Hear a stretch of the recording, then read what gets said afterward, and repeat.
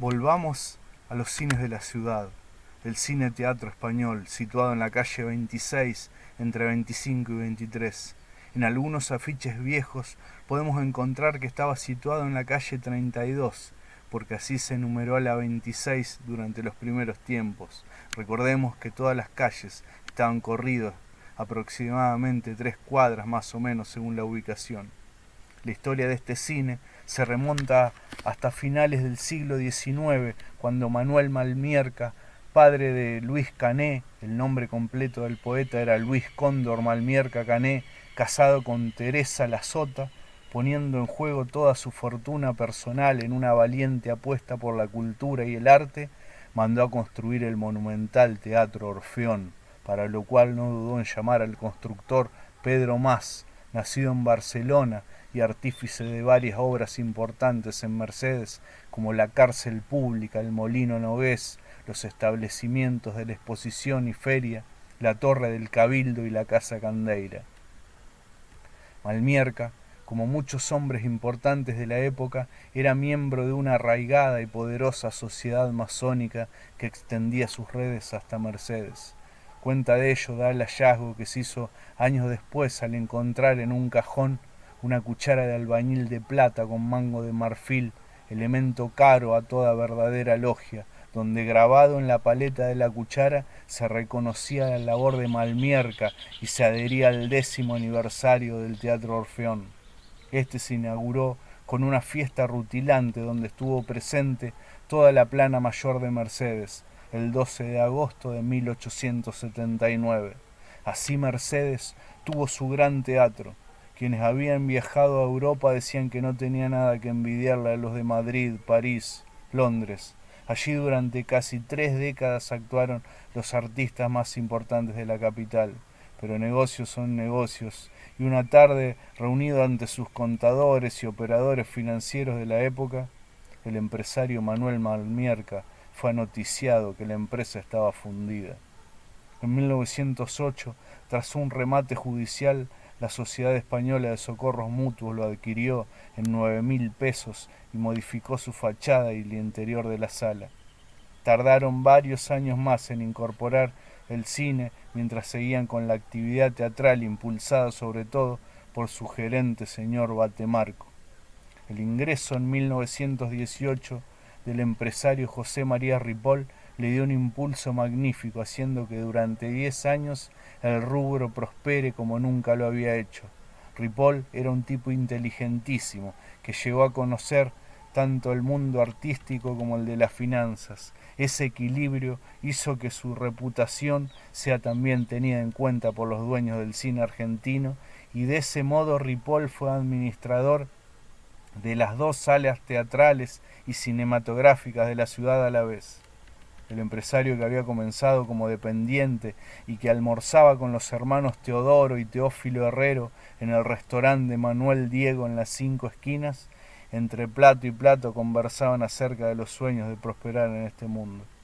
Tuvo su domicilio en la 25 entre 32 y 34, casa que aún se mantiene en pie, que cuenta entre otras cosas con un elegante balconcito y que con posterioridad fue habitada por el abogado Bremberg y luego por la familia Spinetta. Tuvo 2 hijos que interactuaron mucho con la sociedad mercedina, llamados Ñeñe y Noy, este último protagonista de una anécdota contada hasta el cansancio en la primera mitad del siglo XX y que resaltaba su inocencia de niño rico al cambiar una valiosa bicicleta por un valero tachonado con chinches dorados que se ve lo había seducido por completo. Cuentan que en la puerta muchas veces estaba Castro o Castrito, un elegante empleado muy culto y caballero que tenía debilidad por aquellos que no podían pagar la entrada, y entonces las funciones se llenaban siempre. La era Ripoll terminó cuando, mucho dinero de por medio, los empresarios capitalinos Di Fiori y Martínez llegaron para hacerse cargo del cine y también de los últimos años del cine argentino. Si bien, como ya escribimos, la apuesta de Malmierca tuvo desde siempre momentos de gloria, el cine gran español se terminó de fijar en el imaginario popular histórico mercedino, entronizándolo como lugar de culto desde los 60 en adelante. ya ha caído el cine argentino, el cine de Mercedes por más de 30 años fue el Gran Español. Luego de que la sociedad española le otorgara la concesión al vecino Nicolás Ramognini para organizar fiestas, bailes y todo tipo de eventos a finales de casi los años 50 y esto haya fracasado, después de un breve impas de remodelación, el cine fue reinaugurado en abril de 1960 con el nombre definitivo de Cine Gran Español y con la proyección de la película argentina Un guapo del 900, que estaba haciendo suceso en todo el país y contaba con la presencia protagónica de Alfredo Alcón y la dirección magistral de Leopoldo Torre Nilsson.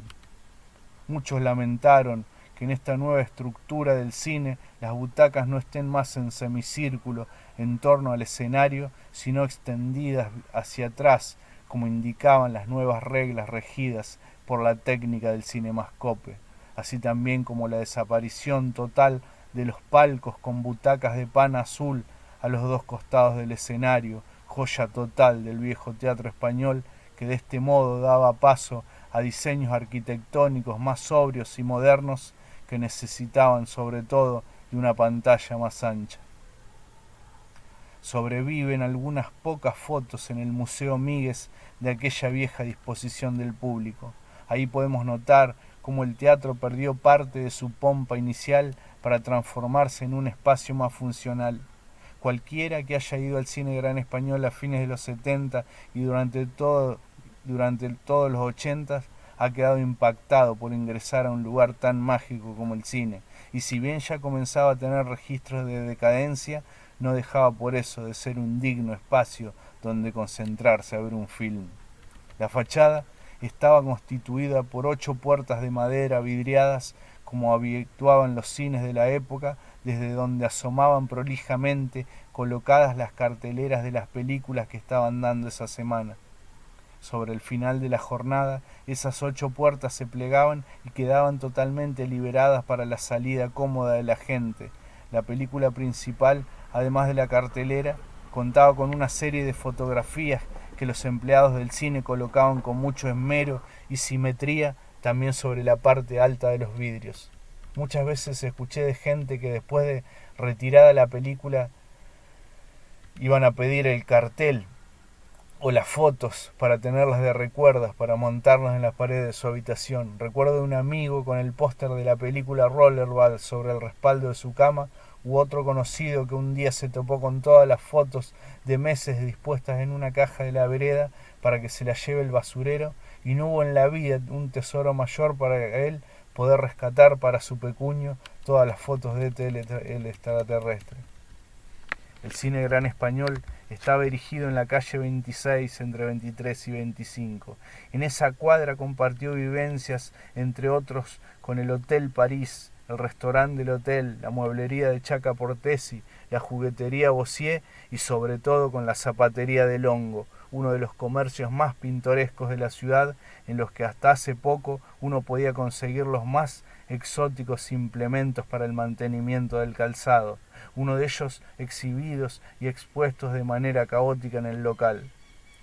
Uno de los secretos mejor guardados de la ciudad es el mito que se erige en torno al teatro que durante décadas se mantuvo escondido dentro de las instalaciones de Casa Longo, que ocupa casi media cuadra por la 23, que nunca fue estrenado y que Longo utilizó años como depósito, sobre todo en la parte de la platea alta. Fuentes aseguran que en mayo de 1929 los empresarios Ripoll y Viganó inauguraron el Teatro Politeama para 1.200 personas con la presencia de Blanca Podestá, y que por algún problema técnico arquitectónico a los 2 o 3 años trasladaron el teatro a la 27 entre 18 y 20. Esa brevedad en el tiempo hace que la figura de ese teatro se haya hecho casi fantasmal sin dejar huellas en el tiempo. Desde los años 70, el dueño del cine fue un tal Peredo, un enigmático empresario cinematográfico de Capital que venía muy de vez en cuando a arreglar números. Las caras visibles eran 3 simpáticos administradores y empleados que para mi visión infantil eran los dueños del cine. Juan Carlos, un hombre de bigotes y anteojos, muy activo y cordial, y otro flaco y alto que no hablaba mucho, limitándose a pararse como una estatua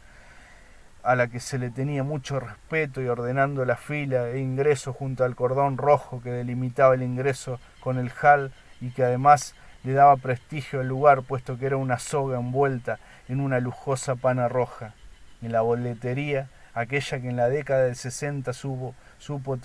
estar atendida por Cantinflas Ortiz, siempre un muchacho gordito, muy simpático, que conformaba el trío de las caras visibles del cine y que detrás de un vidrio como de cajero de banco y a sus espaldas un enorme espejo del cual pendían fotos de películas, tenía la tarea de discernir si era verdad o no la categoría de menor que muchos ostentaban para pagar menos la entrada.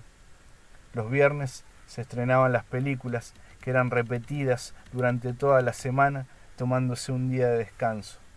Durante mucho tiempo, mientras cursé la escuela número 1, al irme hacia mi casa miraba en la esquina de 13 y casi 24 al lado del kiosco de masa, donde habitualmente en lo alto de un viejo paredón colocaban las carteleras del estreno de la semana. En el centro existían unos carteles de chapa especiales con un marco artístico distribuido sobre todo en la calle 27, alguno aún perdura, donde empapelaban con las carteleras de las películas que entraban en disputa, muchas veces con los números musicales en el Estudiantes o en el Salón La Familia del Estrellón Sara.